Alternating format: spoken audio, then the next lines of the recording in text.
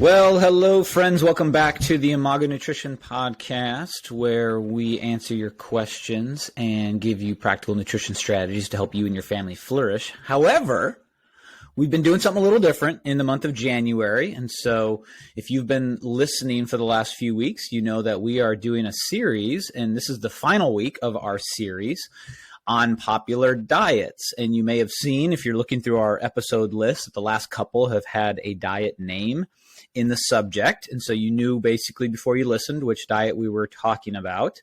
So in the first week, we talked about keto. Second week, we talked about vegan vegetarianism. Third week, paleo. Last week, we talked about the DASH diet. And perhaps you're listening to this and you notice that our episode does not include a diet name because we are doing a little reveal here. And so, Danielle, this is how I'm going to set it up.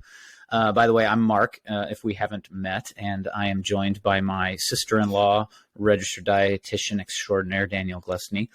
And I'm excited for today because the way I'm going to set this up, and I'm going to toss it to you, Danielle, for the big reveal, is today we're answering the question, is there any diet you recommend? Okay, now last week we talked about DASH diet, right? We talked about dietary approaches to stop hypertension. So we are a big fan of that, because that is, again, a dietary approach that someone can use to reduce their hypertension, which is very powerful and incredible and well needed. So today, though, we're going to talk back to kind of more general, quote, diet terms, if you will. And so the way I say it is, okay, if you forced me to say, Mark, I'm going to be on a diet with a name. I got to do a diet with a name. I just need to know. It needs to be black and white. I appreciate you guys are open and flexible and free, and you teach about the beauty of all foods, and you teach these 4 pillars, but even that's not a diet. It's just, preferring more. But I gotta be on a diet. I gotta follow something. I'm that type of personality. I would just love someone to tell me, eat this way, eat this type of framework, whatever. And so Danielle, if we had to give someone a diet with a name to follow, which diet would that be? It would be the Mediterranean diet. The Mediterranean diet. So talk to us about that. What is the Mediterranean diet? That was our big reveal. Fanfare. There's confetti falling from the ceiling somewhere. We revealed, as the non-diet people, we revealed the diet, right? Apart from, DASH to reduce hypertension, the Mediterranean diet. So why don't you start, get us going on what does this look like? We'll talk about why this breaks kind of all the norms for us and would be the only thing we would recommend if someone would want a name with a diet for general health, general optimal way of living. So what is the Mediterranean diet, Danielle? It is traditionally eaten foods by people who reside along the Mediterranean Sea. So it's been researched for over 50 years. So it is a well-known diet, but more so a eating style. So yes, we are calling it a diet to answer the question of one diet that we would recommend, but it's more of an eating style. This is not under the umbrella that I gave a title as far as elimination goes. There's no elimination of any foods. So it's focusing on whole, minimally processed foods, filling your plate with mostly plants, and enhancing flavors with spices and herbs instead of sodium or salt. And let me say something about that. I gotta butt in here for a second. So one, you're correct. So if people know the area around the Mediterranean Sea, there's a ton of countries, right? And so we were talking about this just a little bit before the show. There's a lot of countries that aren't necessarily associated with this diet. However, they still reside in and around the Mediterranean, not in the Mediterranean. Well, yeah, in the Mediterranean Sea, if you consider Cyprus, which is an island, which is in the Mediterranean Sea. So in and around the Mediterranean Sea.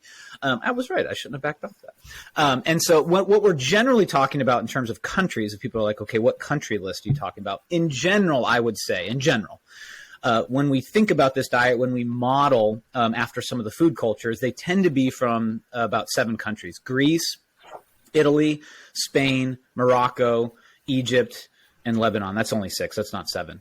But there's other countries around there, of course. There's, Slovenia, Croatia, Bosnia, Montenegro, Albania, Turkey, Syria, Libya, right? There's these other countries as well. But it's really those 6. I said 7. It's really kind of those 6 countries that we're modeling this after. And the other thing I wanted to say too, because this might be a separate podcast episode at some point, because this is what we would consider a plant-based eating framework, right? And so here's my thing about this term, okay? And this might be me being a little grumpy, okay? I think plant-based has been hijacked. And to all our vegan listeners, this is not in any way throwing shade your way. This is just wanting some clarity, because a lot of times in modern conversation, and I come across this consistently, if you walk up to someone and say, hey, would you consider being plant-based? They'll say, well, no, I like meat, or I like animal products, right? And I think that term has gotten hijacked to a certain extent to mean veganism. And most vegan friends, and I have vegan clients and vegetarian clients, even they themselves say, oh, I eat plant-based. And what they're saying is they eat vegan, but that's not plant-based in my opinion. Okay, so plant-based means, obviously, you base your nutritional habits on that, but it's not plant exclusive, right? So like a fitness analogy, if someone comes up to me and says, hey, Mark, what's your fitness programming? I say, well, it's strength-based. What I didn't say was I never do cardio, right? Like no one assumes that like, oh, he's strength-based. He never does cardio ever.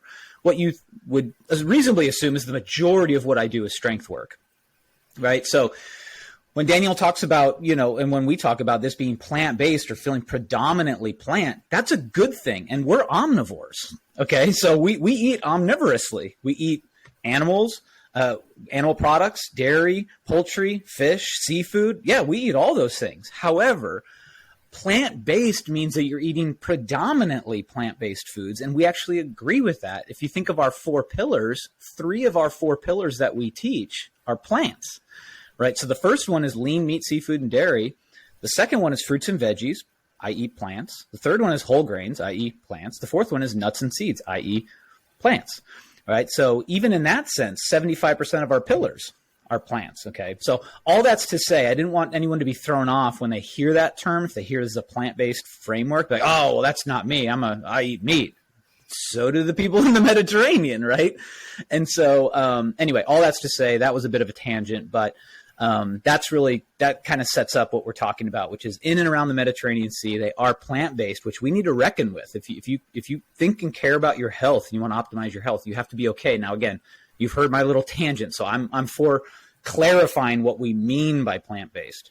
However, we need to grapple with the fact that research is very, very consistent that this style of eating is quite possibly the most powerful way that we can fuel our body for optimal health outcomes. Okay. So sorry, I know that was a total tangent, but now we covered the sea, the countries, and my annoyance with the use of plant-based. So tell us how this looks a little bit practically. So we talked about the fact that, yeah, they started, it's really been around since the 50s. We've been kind of following this lifestyle in the 50s. And we should say, too, that what turned researchers onto this in the 50s was that they observed that, populations around the Mediterranean, or what they call the Mediterranean Sea Basin, they were observed to just be in general overall better health. They had lower risks of cardiovascular and metabolic diseases. By the way, cardiovascular disease is the number 1 cause of premature death in America and the world. Okay, so I know we've probably said that several times on this podcast, but when we say things like heart disease, don't be like, oh, it's just kind of one of many. No, that is the number 1 cause of premature death, other than just dying. Dying's the number 1 cause of death. But like the number 1 cause of premature death is heart disease. And what they observed was that people that in and around this region eating this way had some of the lowest, if not lower, if not the lowest rates of cardiometabolic disease. They had greater longevity than the wealthier nation. So America, we're like proud of how rich we are, but we're not doing so well in terms of health. And so it doesn't mean we're smarter because we've generated more capital. Okay. So anyways, all that's to say, this has been observed since the 50s and it continues to stand the test of time. So Danielle, let's get into kind of some of the practical stuff. So we know kind of where it comes from, kind of when we started initially some of the benefits, but talk us through what it actually looks like. How would someone begin to work their way into a more Mediterranean style eating? Okay. Yeah, of course. So I do have about 8 steps here if you want to consider getting started with this. And this is not my original, information. A really great resource if you're wanting to get started with the Mediterranean diet is Old Ways. So if you just Google Old Ways, Mediterranean diet, that website is very research-based, tons of articles on there as far as the benefits of the Mediterranean diet, but also there's a guide of, how to get started. So the first step is lots of veggies. So filling your plate with lots of veggies, kind of not to go back to the tangent you had about the plant-based, but this is more so thinking about, a lot of people have seen that plate as far as a fourth of your plate carbs, fourth of your plate protein, half your plate non-starchy vegetables. This is actually more so like you're not getting that fourth of the plate total of protein. You're probably having it more of like, they almost say a garnish. Actually, the protein is more like a garnish or just smaller portions of the meat portion of the plate. And so obviously if that shifts a little bit lower, then the grains portion might shift a little bit higher, and or the vegetable portion and the fruit, would be a little bit higher. So really you're thinking about like grain and veggie bowls with whole grains, veggie-based soups, salads. Obviously you can mix things, but it goes way beyond that. That's just 3 examples. So that's the first tip, is to think about lots of different variety in your fruits and veggies, and a lot of them, large portions. And so I kind of ruined the second one there, is to change your outlook on meat. So just having smaller portions would be number 2. Number 3 is enjoy some dairy. So once again, this is not an elimination type diet, so they do include dairy. It's just in maybe smaller portions. On that website I mentioned, it does have a nice little pyramid, like really old school. I don't know if you remember the really old school nutrition pyramid. So it has, the bottom and then a middle section, like probably 2 or 3 middle sections, and then the tip top. So I think dairy is one of the top, kind of next to the poultry. So it would be kind of the same frequency as your poultry. So the benefits of like yogurt, obviously those probiotics, calcium, protein, etc. So they kind of talked about more so yogurt and natural cheeses. Number 4 is eating seafood twice a week. So we all know about the fatty fish like salmon and tuna and giving that heart healthy omega-3 fatty acid. But shellfish is also included in this, like mussels, oysters, and clams actually have the same or similar heart and brain benefits. So those are included. Number 5 is cooking a vegetarian meal weekly. So that's a good way to get started. And so that would require you to really incorporate some plant-based proteins such as beans or lentils, whole grains, obviously veggies to help you feel full from the fiber, and then lots of different spices and herbs so you don't get burnt out. We really don't want it to taste the same every time. And then you can progress to more frequent vegetarian meals as you wish. And then number 6 is using heart healthy fats. And these examples would be olive oil, nuts, peanut butter, peanuts, sunflower seeds, olives, avocado. So those are just a few. But those heart healthy fats give lots of flavor. So kind of trying to figure out how you can get some different flavor, in those veggie bowls, maybe like a peanut sauce or sunflower seed oil or things like that. So number 7 would be switching to whole grains. And so these are really maybe some more unique names for some whole grains that maybe people are not necessarily used to. So bulgur, frike, I can never say that, frike, barley, farro, and then brown or black rice. So these whole grains, obviously they're minimally processed, so they're going to contain all of the vitamins and minerals that they originally had, as well as fiber. So they're going to help you feel full. What's nice, if these are new to you, is most often when you purchase, say farro or barley, it has a nice little recipe to get started on your package. So they have with 1 or 2 recipes just to get started when you buy this unfamiliar grain to you. So that's kind of a nice helper, if you will. Yeah. And then number 8 is for dessert, eat fruit. So a wide variety of fruit, give you some sweet taste because obviously fruit is sweet. That's awesome. And so if people are listening or new, what we often do here is kind of compare notes. And so what's just fun is that Danielle and I prepare our notes kind of independently, and then we bring them together.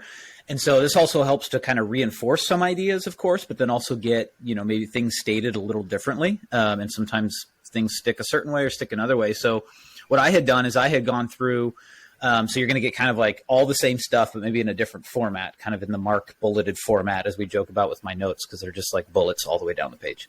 And so the way that I broke this out was kind of how do we view these foods in terms of like, are they foundational? Are they in moderation? Are they an occasion? So again, just kind of let this wash over you if you're listening to this, is just a reemphasis of what Danielle said. So foundational foods in this, as you heard, are whole grains, fruits and veggies, which include legumes, nuts and seeds, herbs and spices. Olive oil is that main source of added fat. And I should say, because I have to pat ourselves on the back, like the 4 pillars of nutrition that we teach, again, the lean meat, seafood, and dairy, fruits and veggies, nuts and seeds, whole grains. That's predominantly what we're talking about here at the Mediterranean. In fact, that's really some of the backbone of why we came up with the 4 pillars. Is it's really rooted in a lot of what we've seen in the Mediterranean diet. So those are the foundational foods. Then there's foods that you consider. That's kind of like the bottom of that pyramid that I was talking about. Perfect. There's a really great picture of all those foods, and that's the very base and the biggest quantity of those foods you just exactly mentioned. That's what we mean, right? Like it's foundational, and that's what we mean by plant-based. I mean, that's what we have to fight against, is this notion that plant-based means vegan. Sorry to say that again, but like that's just how the term is commonly being used in conversation. And what we are saying, because people are shocked. People say, well, how do you eat? I say, oh, I'm a plant-based meat eater. They're like, wait, what? And I'm being kind of cheeky, right? I'm a plant-based, meat eater that's very strict about being flexible. That's what I say. They're like, wait, what? Plant-based and meat eaters, 2 different things. No, not really. But that's the point, is that the foundation of that pyramid, the base of that pyramid, is plants. Okay. That's a good thing. Even as an omnivore, even as a guy that loves his steak, and loves fish, and loves dairy and eggs, right? Foundationally, that should be a plant-based foundation. Okay. And then there's foods in moderation. So yeah, there's fish, seafood, lots of types there. There's the low-fat dairy. There's the poultry. Then there's the occasional foods, the red meats, and even some sweets, again, this is not a restrictive diet, like a fad diet. Again, this emphasizes eating nutrient-dense foods, but it doesn't completely omit anything, right? You wouldn't go to Greece and be like, oh, I had a piece of candy. And they'd be like, oh, that's not how we eat here. Like they wouldn't say that, right? They wouldn't sound that ridiculous, but they also wouldn't say that, right? And then there's wine. And that's kind of the alcohol component for them is wine, in moderation. There's, I would say, a sliver of health benefit to alcohol. We have to really balance that with all that comes with alcohol in terms of liability, in your body. But they would say wine in small moderation. I mean, shoot, we even Jesus drank wine in moderation, right? And so they would say that that's something, but it's harnessed. It's very just ingrained in an overall balanced approach. And so, but going without saying is that if you're focusing on those foods, that means by virtue, you're just limiting other things. So this diet, quote unquote diet, limits again, not because they're saying you can't have any added sugar. They're just saying, look, prefer these over here. And guess what? You're not going to have room for really, because you're going to be full and happy and energized. Your body's running on great fuel. You're not going to have really a need or room in your day for things like added sugar or excessive sodium or ultra processed foods, refined carbohydrates, saturated fats, fatty or processed meats, that sort of thing. And so that's the benefit. And that's what I love about this the most. And I'm sure you probably agree with this, Danielle, is that we like to teach people what to be for more than what to be against, right? I've always said that dieting, diet culture is defensive. It's like, don't eat this, don't eat that, stay away from that, don't do this, don't do this. I think nutrition is offensive. It pursues good things as opposed to just walking around avoiding bad things. Because walking around through life, quote unquote, avoiding bad things is a terrible way to go through life, right? And so going through life pursuing nutrient-dense foods, the glory of whole grains and fruits and veggies and nuts and seeds and lean meats and poultry, like there's a glory in that, right? That has ample health benefits. But it's proactively seeking out food. It's not just avoiding these other things. And that's really what I think is one of the summation points of the Mediterranean diet. They're not over there being like, you can't have ultra processed food. There's processed foods in those countries, but they're just preferring a nutrient dense way of life. And that's beautiful. And that's why it's worked so well. And that's why they're living longer than us. That's why they have less heart disease than us. That's why they have less diabetes. They have less inflammatory markers. They have less everything. So I know Americans, we like to believe we're number one, but when it comes to food, we're not. we're not even close. We're not doing very well, America, right? And so this is a lesson that we can learn in humility from an entire region that is just naturally doing it better because they're preferring a better way of life. They're not avoiding things. They're just preferring more of these things. So, and when you say like better way of life too, there's other things in the Mediterranean style, like you said, that also are most certainly contributing to good health, as far as like you mentioned, the community aspect and incorporating exercise, how you eat makes a big difference. They're most likely not eating in their car, often. They're most likely eating around a table with family and community and friends. So those things make a huge impact on our health that we don't really emphasize here. Yeah, we were talking about that before we hit record, right? Is that this is just the eating component of a lifestyle. And that sounds so cliche. Even all the diet people say that. Oh, keto's not a diet, it's a way of life. I'm like, well, yeah, but in order to be doing keto, I have to eat a certain percentage of carbs. So I'm pretty sure it's a diet, But this is truly the quote Mediterranean way, which we were talking about, right?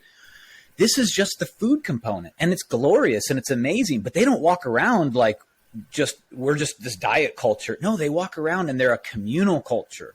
They're outside, they're getting sunlight, they're near a body of water, which neurologically has tons of benefits, just tons of benefits. They're getting sun, they're meeting together, they're relaxing, they take their vacations, they don't check email on their phone all day. And I'm not saying like these people have it all figured out, none of us do. But when it comes to a really well-balanced way of life that translates to better, more optimal health outcomes long-term, you can't deny that the, quote, Mediterranean way is doing something a lot better than virtually every other region of the world, including America. And I love America, but we ain't got it all figured out by any means. So to your point, that's the thing. I mean, just they're active more, they walk more, they worry less in general, they have less anxiety, they have more social engagement, more social connection. I'd be curious coming out of the pandemic how that was tainted or how quickly they got back to it, but that's probably a topic that we're not going to learn about for another couple of years. But to Danielle's point, to your point, I mean, this is just a part of their life. And that's ultimately what I think we should all be going for, is a sustainable way of life that just brings more optimal health outcomes. So when it comes to just kind of practically building it, I had done my notes too. I love your 8-point. I've got kind of 4 points that I had under the banner of this quote, the Mediterranean way. I was like, what's the simplest way I could kind of architect the mindset of the Mediterranean way? So I just had 4. 1 was build meals around vegetables, beans, and whole grains, just like you said. Number 2, eat fish at least twice a week. So there you can see we didn't compare these notes ahead of time. So that's what the literature shows. That's what the architecture of this plan has. Use olive oil instead of butter in preparing food. and then serve fresh fruit for dessert. I mean, that's really just kind of even more truncated version. I like the 8-point. It's a little more detailed, but that's really what we're talking about. So, anything else on that, or should we just kind of talk about some of the pros of this? So we're obviously already gushing about this and just eagerly eyed for this thing, but now we're going to get to the pros of it. So, anything else, Danielle? No, yeah, let's jump into the pros for sure. All right, let's jump into the pros. So what we've been trying to do is keep a balanced approach through this series, right? So talking about these diets, talking about the pros and the cons. So let's talk through some of the pros. We can just kind of ping pong, Danielle, or just kind of piggyback on each other. The first one I would say is that it's balanced and flavorful, right? There's a lot of flavor, and the right kind of flavor, I should say, too, because what we're doing in the West is what we know as hyper palatable, ultra processed foods. That's what we've become to believe is flavorful. But this is really a more nutrient dense, balanced, very flavorful with the herbs and spices approach to eating. So that's probably the number one pro, I would say, or not the number one pro. It's the first pro that I have. What about you? Yeah. So just to give a little con to that pro, Mark, since we were trying to fish for the cons, is that, yes, to be balanced, is that, you know, it's hard actually to use a lot of spices and herbs and bring out the flavor. Like it takes practice. Nutrition, cooking classes are a great idea.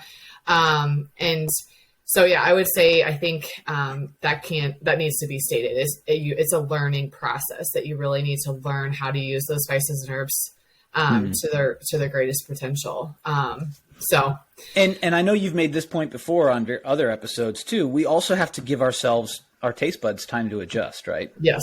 And so that's not necessarily a con, but that's just a contextual thing that you're going to, you know, the first time you try some of these foods, you might be like, well, this is bland. Well, your spectrum of hyperpalatability or of palatability has been skewed, we would say.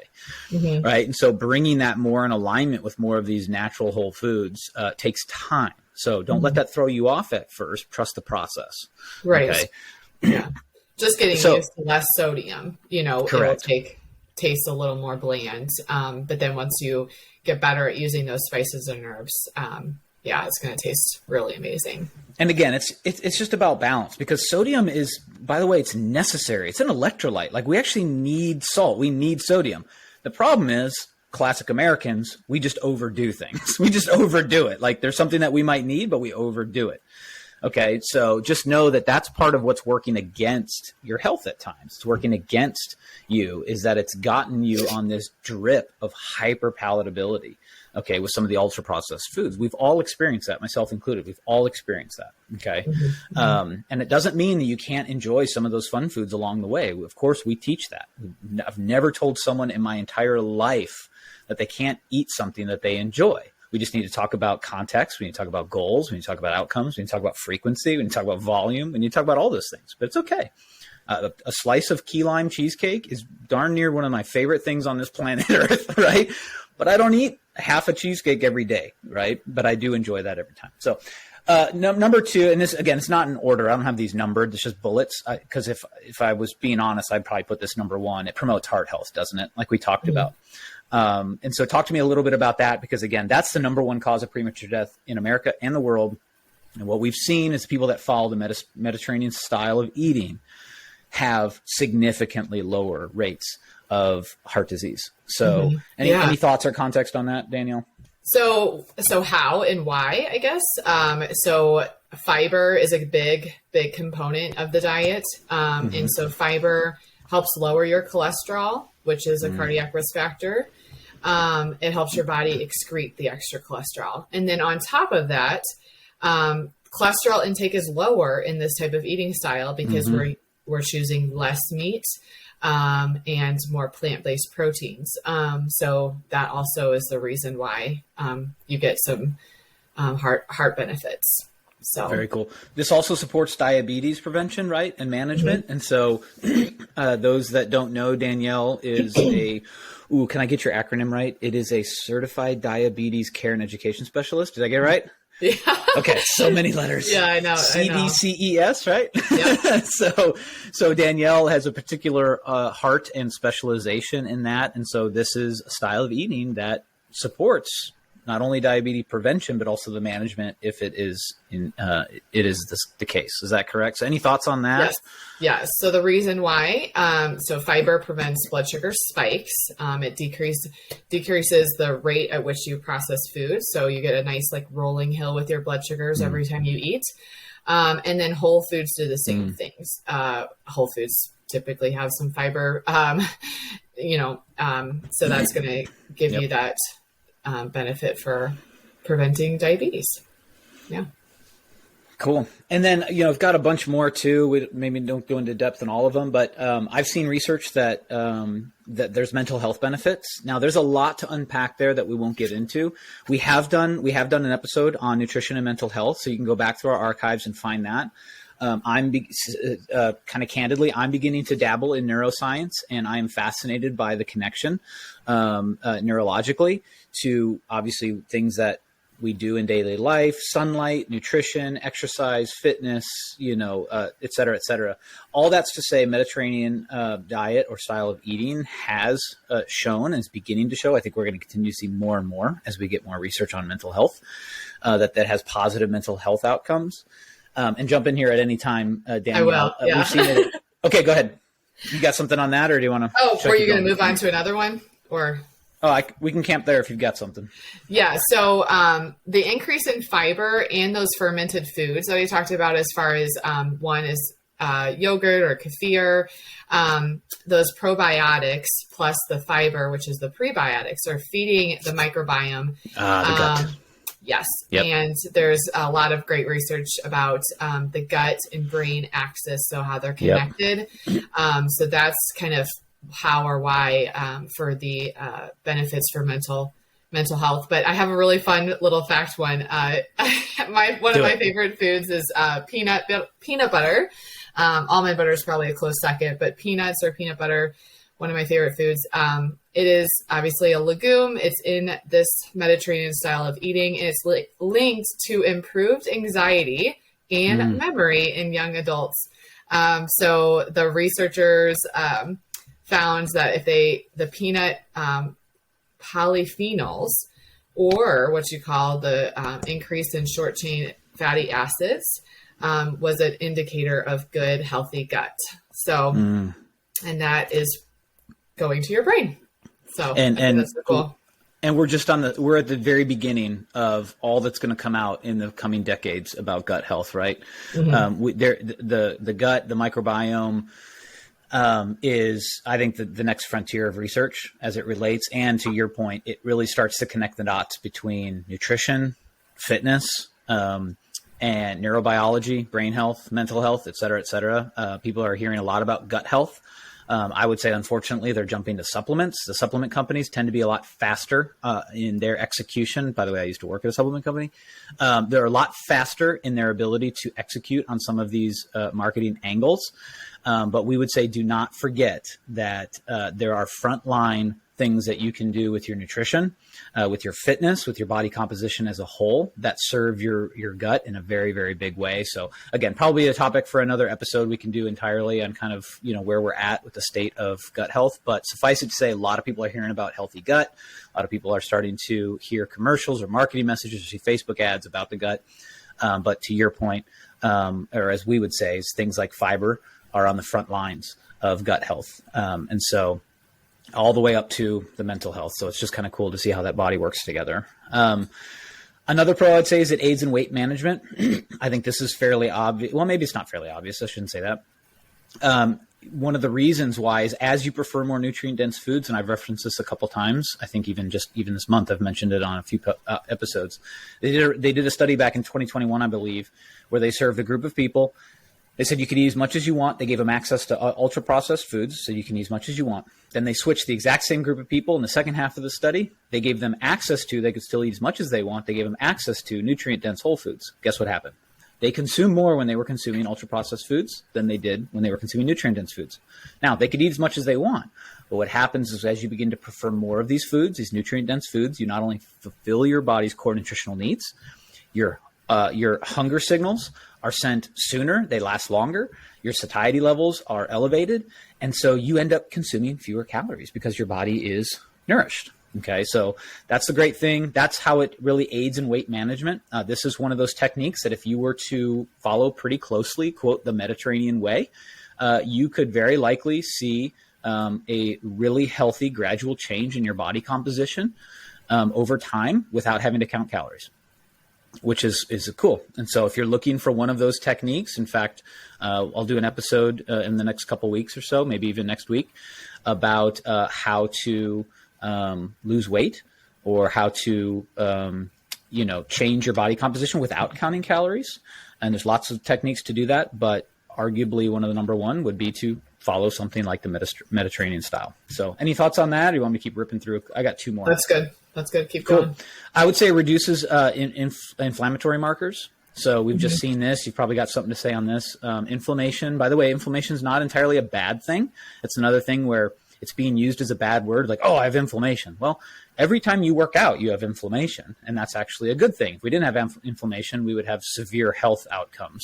We'd possibly even die. We need inflammation. We need our body to want to heal itself and to change mechanisms in order to recover from certain things, to, have blood clotting, et cetera, when you are injured. So inflammation is not inherently wrong, but chronic inflammation, heightened inflammation over time absolutely is. And what we've seen in this is that the Mediterranean style of eating reduces those inflammatory markers in the body. Any thoughts on that, Danielle?